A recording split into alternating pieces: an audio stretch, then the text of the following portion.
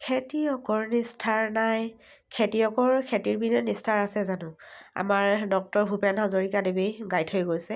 এয়া আমাৰ পথাৰ শেষ হ'ল, ধান দাই সামৰিলোঁ। এতিয়া আকৌ বাৰীৰ কামত আজিৰ পৰা আৰম্ভ। আলু বহুদিনতে দেউতাই আনি থোৱা আছে, কিন্তু যিহেতু পথাৰ শেষ হোৱা নাছিলে, গতিকে আলু ৰোৱা পৰ্বটো অকণমান আমাৰ পিছ পৰি আছে। এয়া ট্ৰেক্টাৰে হালো বাই থৈছে, অকণমান কোৰেৰে মিলাবলগীয়া আছে কাৰণে মিলাইছোঁ। আৰু মোৰ মাতটো আপোনালোকে দাই নধৰিব, এয়া মোক কৰোণা ভাইৰাছে পাই থৈছে। মানে আগৰ দিনত হোৱা হ'লেতো এতিয়া মোক কৰোণা ভাইৰাছে বুলি ক'লেহেঁতেন নহয়, যিহেতু কাহ চৰ্দি জ্বৰ হৈ আছে, গতিকে কথাখিনি ক'লোঁ আৰু।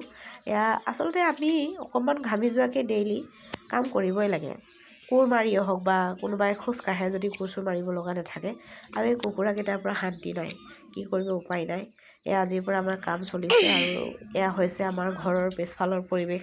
আমাৰ গছ ৰোপণৰ কাৰ্যও চলি থাকে। আজি ৰোৱা হৈছে ডালিম, আৰু যোৱা বছৰ মায়ে বহু কেইজোপা এজাৰ গছ ৰুইছিলে, গোটেই কেইজোপাই জি উঠিছে দেই, ডাঙৰ হ'ল। আৰু আমি গছ ৰোপণ কৰোঁ, কিন্তু আমাৰ ঘৰত প্ৰতিপালন কৰা এগৰাকীয়ে মানুহ আছে, মা। বিশেষকৈ ময়ো নাথাকোঁ, মই প্ৰতিপালন কৰি ভাল পাওঁ, কিন্তু মায়ে সেইবিলাক চিকুণাই থাকে। নোৱাৰিলেও যেনে তেনে বাল্টিত পানী আনি আনি ঢালি দি তোলে। য'ত আমাৰ সেই নতুন ঘৰ, আমি এই ঘৰটোলৈ অহা 3 বছৰো হোৱা নাই, কিন্তু নালাগে যে সেইটো 3 বছৰ নায়েই হোৱা, গোটেই চৌফাকে সেউজীয়া কৰি তুলিলে। আৰু সেয়া হৈছে আমাৰ ডাঙৰ জাতিলাও বাৰী।